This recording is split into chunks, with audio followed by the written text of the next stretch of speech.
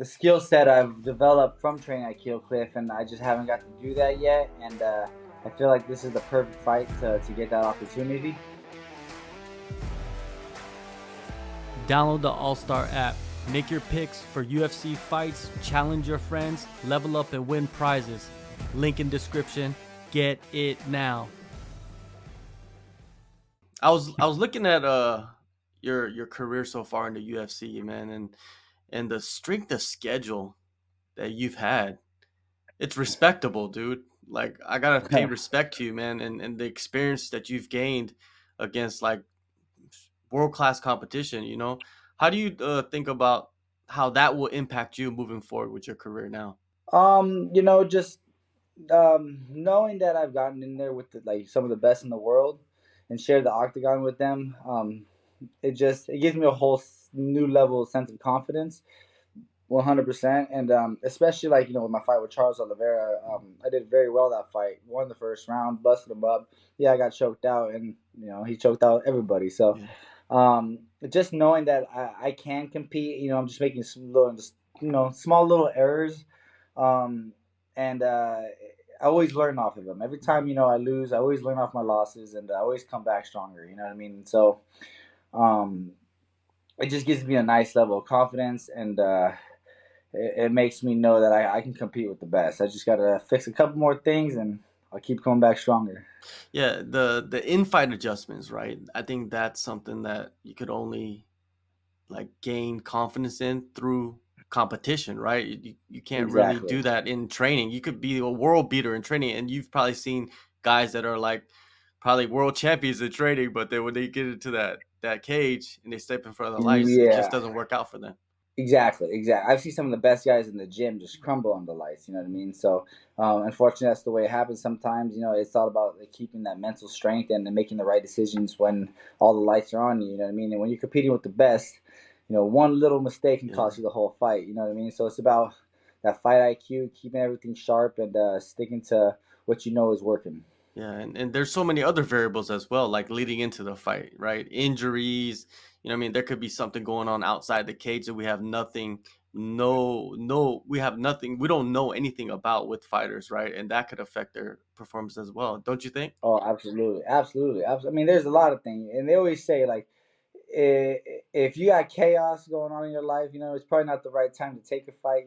So, um, yeah, it's just dead. Yeah, you definitely want to be in the best as a head space as you can be in, because there's always going to be issues. Everyone's going to have an issue. There's always going to be injuries, especially the older you get. You know what I mean? I've been doing this 13 years now, so you come across all kinds of stuff, all the time. So, yeah, and yeah, I think the headspace is very important, and I think that's what kind of got me in trouble my 2 fights ago, because I took a fight in the top 15 to try to get in the top 15, literally on my way to moving to Florida, switching the whole gyms. It was just, you know what I mean? I didn't think it was going to be that big of a head change until it happened, but I was really, too far into fight camp. I was like, well, I ain't backing out now, you know what I mean? So, yeah, take what you can get sometimes. For sure. And yeah, the only person I feel like that can have chaos is John Jones. I think he's the only he's the only one, honest. He just stays in chaos, right? He knows how to live with it. For real. Like, it's incredible. April 22nd, man, Las Vegas, you're back in action. Ricky Glenn, I was looking at his record as well, and he's been in the UFC longer than you, but he just hasn't been as active as you. What is your breakdown of him and his fighting style? I think he's had a couple of injuries he had to deal with. That's why he took a couple of big layoffs. But this is my dream fight type of matchup. You know what I mean? He's not a submission specialist. He's not like a crazy strong hard striker. I mean, he has great striking. He has good grappling, and that's what I feel like I'm at. You know what I mean? He's the gladiator. I'm the Spartan. I feel like we're both. I got 30 fights, and we're both veterans in the sport, and we're both gonna bring everything we got. You know what I mean? I think this is a fan favorite fight. I think this is a fight people shouldn't sleep on, because I know he's coming full force. I'm coming full force, and we got the old school gladiators coming into the modern day era. You know what I mean? For sure. The last time we saw Ricky Glenn, he fought Grant Dawson, and they fought to a draw, man. It kind of showed you, even though he's been inactive. Like he's high level, man. He can scrap. What did you take away from that performance that he had?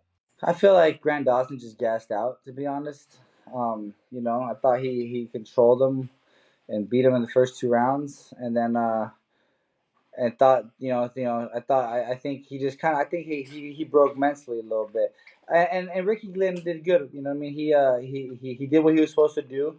He went to finish the fight. He knew Grant was tired, and he came forward. I feel like Grant was just playing it safe. He knew he was up 2 rounds, and he just felt comfortable. Like, as long as I don't get finished, I'm gonna win the fight. But I don't think he played in count that you might lose the 10-8 round if you don't get going a little bit. But I think he just played a little safe, and I think that's more of a Grant Dawson kind of failing than Ricky Glenn earning that. You know what I mean? So, but at the end of the day, that's what a fighting's all about. You know what I mean? Who can be the more conditioned guy, and who can finish stronger? So. Mad props to Ricky Glenn for always doing that. I feel like he's like a third round type of comeback fighter sometimes. A lot of his fights he's like losing, he comes back from behind. So I know he has great cardio. I've been definitely pushing my pace so I can keep up. And I think whoever wants him more is going to take it this next Saturday. Yeah, that's a dangerous guy, though. You know what I mean? A guy that he kind of gets those late Absolutely. finishes. He comes back, like he hits another gear, so to say, right? Exactly. Yeah, yeah, yeah. But um, I never shy away. Hmm. As tired as I get, I'm coming. I'm not gonna pull away. Keep it safe. I'm going out on my sword or die trying. Yeah, like you said, Spartan versus the Gladiator, man. That's what it's Exactly. I all love about. this matchup, man. And that's Um, gonna be the type of fight, I'm sure.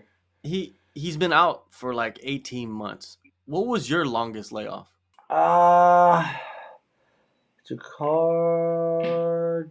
Yeah, I think probably like a little over a year, maybe like 14 months when I went through my neck surgery. But after that, yeah, I didn't want to take off as long as I did, but not much you can do about it. So, and it was during the whole COVID time as well. So it was just, I think a lot of guys had a couple layoffs, but good thing with the UFC, they kept the show rolling, you know what I mean? So you guys didn't have to wait too long, but I don't really think there's anything to do with ring rust. I think, a fight's a fight, and I don't think it's going to affect him in any way. Did you have any difficulties when you stepped back into the cage, or even leading up to it? Nah, nah, nah. I actually, it was funny is when I came back, I took a fight on 3 days' notice. I haven't fought in over a year, and I was just getting back in shape and everything. But what's funny is Ricky Glenn was supposed to fight this guy, but Ricky Mhm, got COVID, mhm. and so I stepped in on three That's days' right. notice and smashed this guy real quick so I can get a nice little check and go home Yeah, right yeah. before Christmas. You spent about 10 months away yourself, and actually had a fight in September. You had to be pulled from that. I believe you had a pinky injury. Take us through what happened Yeah, with that.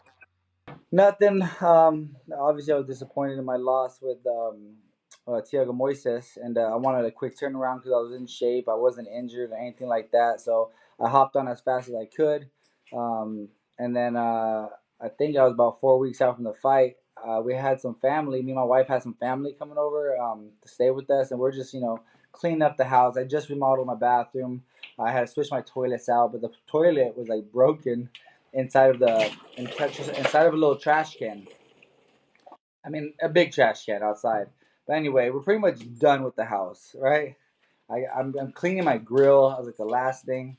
I'm emptying out like all the crumbs and stuff in the grill, and I'm wiping the tray. But I wiped it a little too close to the broken toilet, and swiped my pinky on a little edge that just sliced my pinky, and I cut two tendons. And like I looked at it, like blood squirting out, and I'm like, shit, dude. So I rushed to like urgent care. They said I got to go to the hospital. So I went to the hospital, and yeah, they told me I cut two tendons and that I'm not going to be able to fight. So freak accident, basically. That's Pretty just a much, freak yeah, freak accident. accident. Yeah. Yeah, and I was just cleaning, you know what I mean? Something so calm and nothing exerting much energy. It was just something that just kind of happened. Yeah, I've done the same thing with like my foot and stuff like that. You know what I mean? It's more common than yeah, people think, right? Freak accidents around the yeah, house. yeah, they happen. Yeah, and the recovery time with that, man, and I don't know, I don't really know much about tendon injuries. Like, what was the hand like when you got back into training? it wasn't too bad. You know what I mean? I tried to stay moving. You know, start running when I could. As soon as like everything was like healed up from the stitches and stuff, they didn't want me like using it too much. So what I did was I grabbed the ball and I like put hand wraps around my hand, and then I taped it, and then so I can like kind of start grappling and start sparring one handed and kicks because I was hungry, man. I wanted to keep training. And but yeah, I think about like, so it happened this September. Around December, I feel like it was 100%. I was hitting hard with it, and I was ready to get back in action. So yeah, then I got booked up in April. So I found that out about like the end of January, I think, maybe early February. Even though you had the injury, 10 months is a long time to, improve yourself in many different aspects. Did you Yeah. tailor any of your training to any particular focus? Nah, no, no, not at all. Actually, this is like usually I do though. Usually, like if I'm fighting like a jujitsu specialist, I'm gonna be working a lot on takedown defense and my jujitsu escapes. If I'm fighting a striker, I'm gonna be working on my takedowns and things like that. But I'm this fight. I feel like I get to fight my fight. I get to fight any way I want to fight. You know what I mean? And like if I want to stay on the feet, I'll stay on the feet. If I want to take him down, I'll take him down. I'll take him down. I feel like I can. I'm down to go wherever this fight leads. You know what I mean? So I just trained.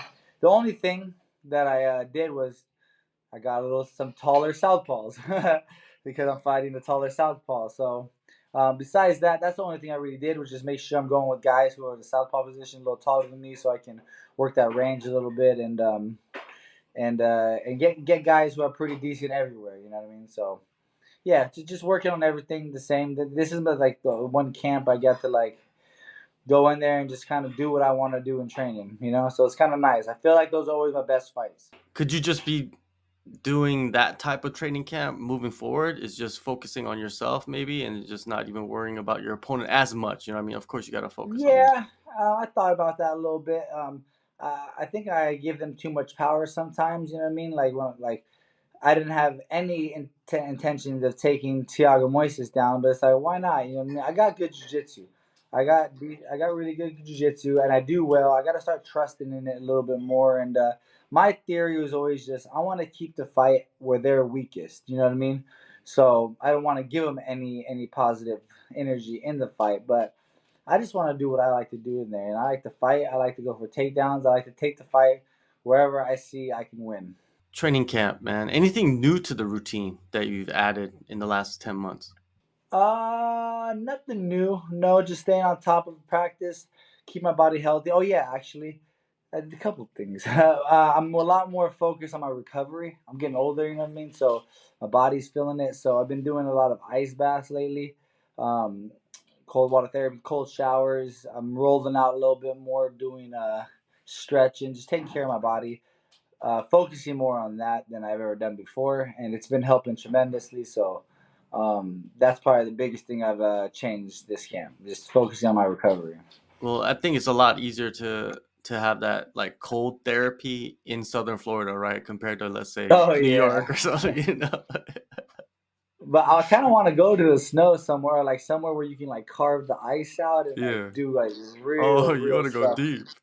Oh yeah, I mean not deep, but like I want to do it from the earth. You know what I mean? Where Yeah. like I think that's one of some of the coldest water, 33 to 34, 35 degrees, something like that. You know, so that's the coldest it gets.